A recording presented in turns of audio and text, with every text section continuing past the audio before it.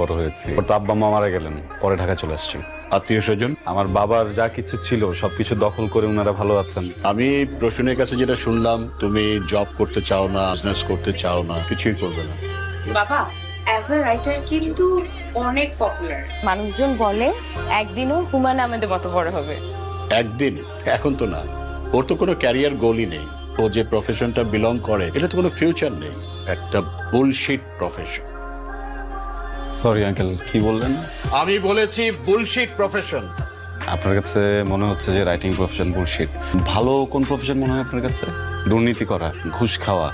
Shut up! কি বলছো তুমি?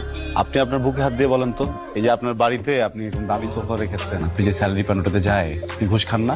কাইসার, এটা দেখার দায়িত্ব কি তোমার? তুমি কার সাথে কথা বলছো জানো? আমি একজন ঘুষখোরের সাথে কথা বলছি। Shut up! তোমার বাবা মা তোমাকে কোনো শিক্ষা দেয়নি? প্লিজ বাবা মাকে নিয়ে কথা বলবেন। তুমি আমার বাড়িতে এসে কথা বলছো, আমাকে অপমান করছো।